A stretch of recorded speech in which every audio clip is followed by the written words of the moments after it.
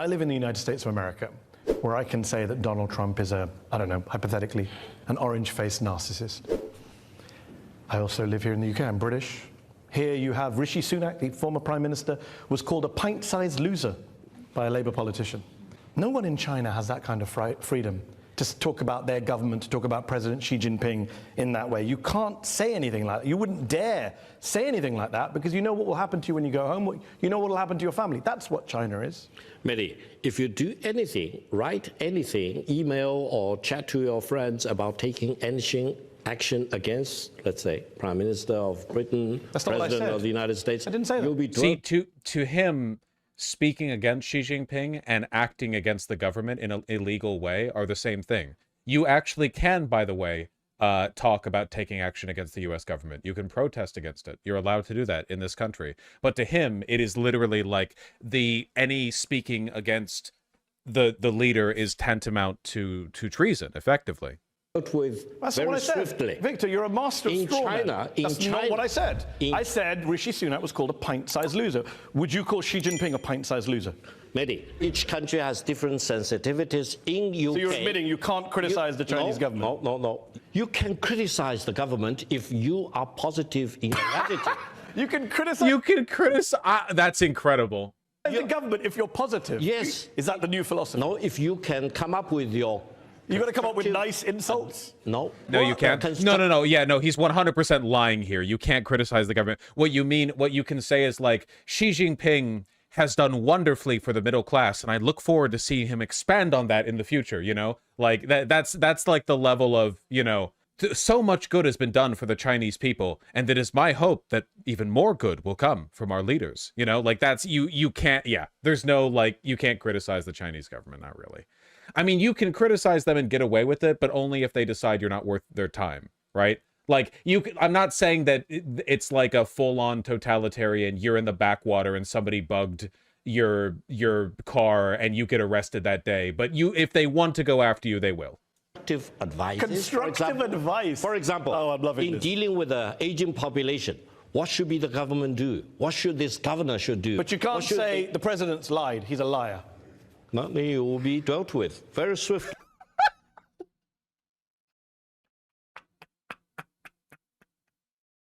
It is a little bit refreshing to get like the mask off response. You know what I mean? It is. It genuinely is. You couldn't get this out of a Russian diplomat. A Russian diplomat would be like, well, in Russia, you can criticize wokeness. You can criticize wokeness, you know, like it would just be like culture war pandering. But this guy is like, no, of course you can't insult the Dragon Emperor. What are you, fucking stupid?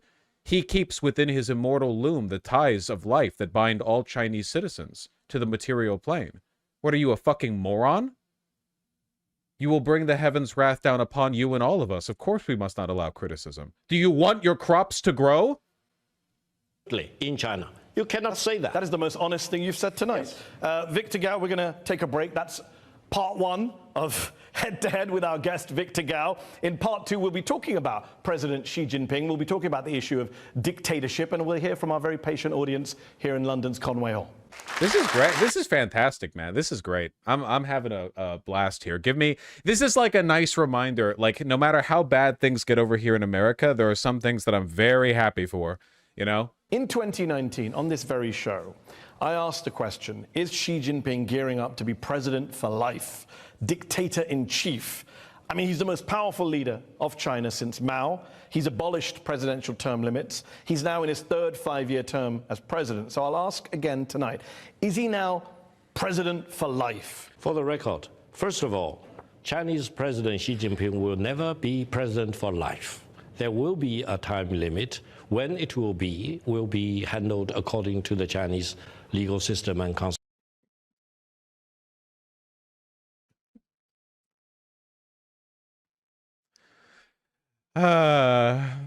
constitution. Secondly, there is no dictator in China. Why?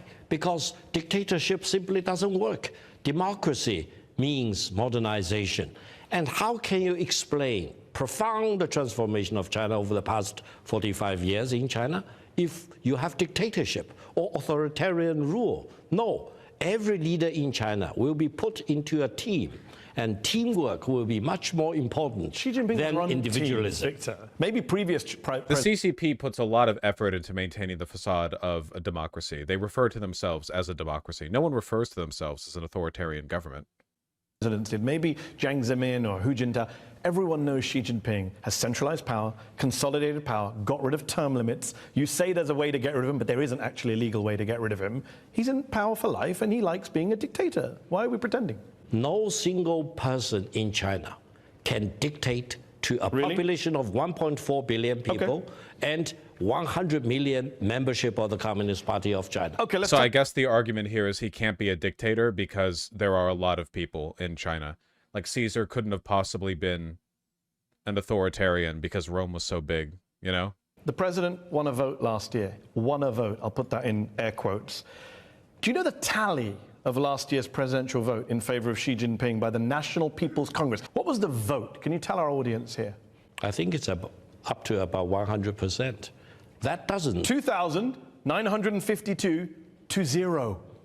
Yes, that's exactly what I said. Could you not find a few people just to make it look a little even? One or two? Mehdi, it's not surprising. It's not surprising. 2,952 to 0. It's not surprising. I mean, one side is the Dragon Emperor and his, consort of chosen representatives. What fool would vote against that? It's one-man rule, my friend. In the Chinese system, everyone supports the Chinese president. You just told us 10 seconds ago there's this huge system, a big party, one guy, and then you're like, oh no, but everyone supports him. 0 votes against him. One person out of 3,000 couldn't say, Xi Jinping, not my guy. One. What if he is the guy for all the Communist Party of... It was literally like, he can't be a dictator.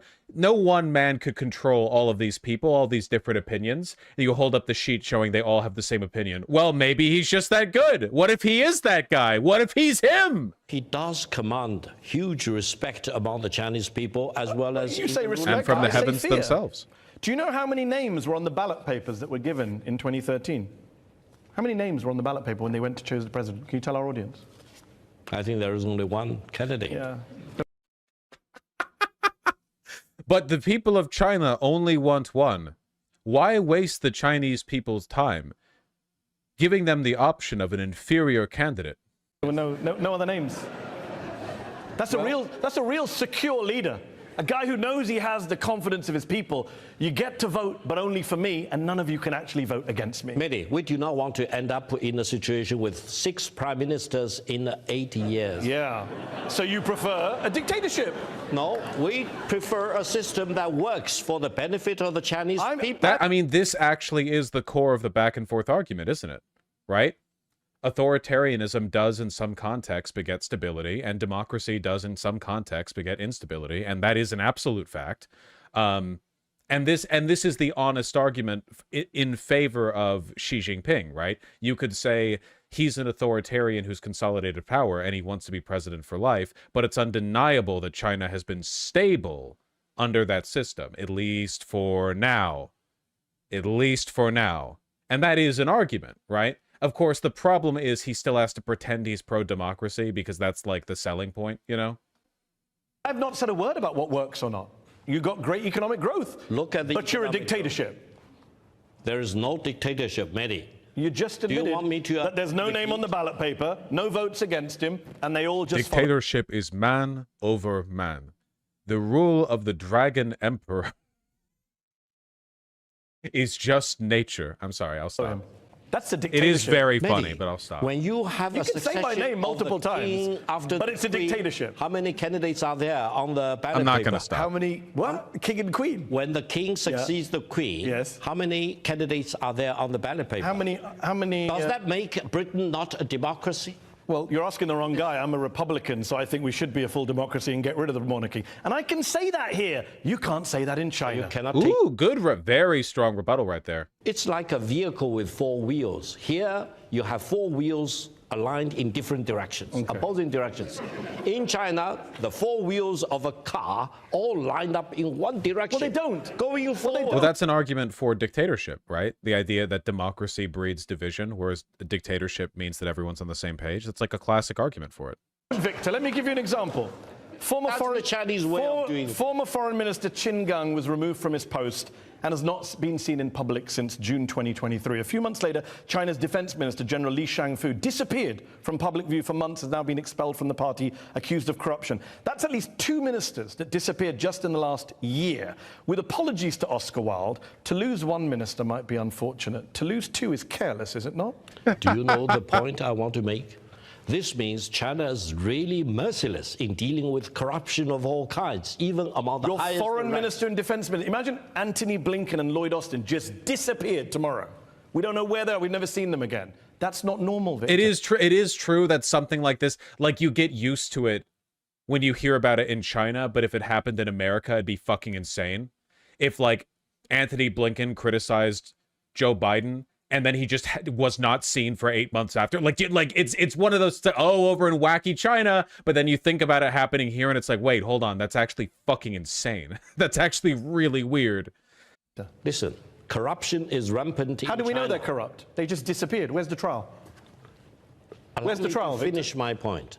Corruption of all kinds in China need to be dealt with. So where's the trial? Mercilessness. So where's the trial? Where's the trial of the former foreign minister? We don't even know where he is. Mehdi, Where is the trial for this man you're just accusing of corruption?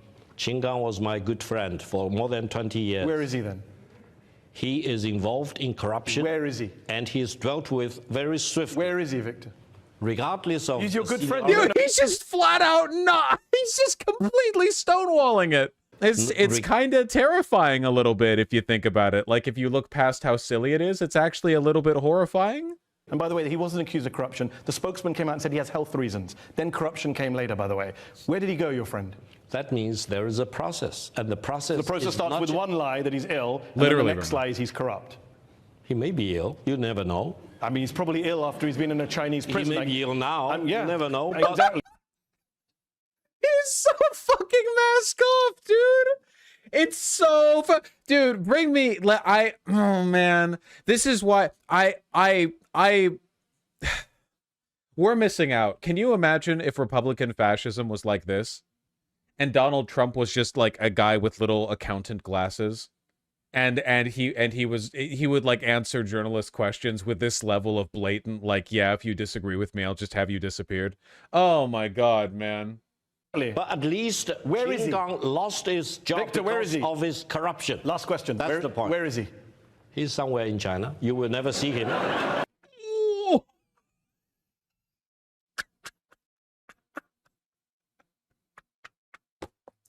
What the fuck? Jesus Christ. He's among the 1.4 Insane. billion people. And no, it's not just him. There's many other people who have disappeared. The previous defense minister disappeared. The Ministry of Industry and Technology disappeared. The former Interpol president disappeared. In China, you just disappear if they don't like you. That's the rule of law in China. I'm so happy they disappear, because if they keep doing their job, they will bring greater disaster. Victor, be careful what you wish for, because everyone's watching this show. Literally, I'm glad they were disappeared by the state, because otherwise they would keep doing the things that we accuse them of doing. Free speech is a goal we cherish on this show. I'm glad to have offered you a platform for free speech. I wish you could offer me one back. Victor Gao, thank you for your time. Thank you to the audience in Conway Hall. And thank you to everyone at home for watching this episode of Head to Head. Yeah, my pleasure. God damn, that was crazy. I've seen a decent number of interviews with Chinese officials. I think this one was by far the most entertaining. Obviously, I mean, it's you know, it's Hasan. So that was wild. Mehdi goes so hard. Yeah, he does. Yeah. That was pretty wild. God damn. MSNBC made such a mistake by canning Mehdi Hasan. Oh yeah, sorry. You can't criticize Israel in American media. Sorry, not allowed. Nope. Nope. Nope. Nope. Not allowed. Nope. We're like China in that way, Lamau. Yeah, you can be blacklisted here in the West, but you won't have like, you won't be disappeared yet. Thankfully, we'll get there one day, I'm sure.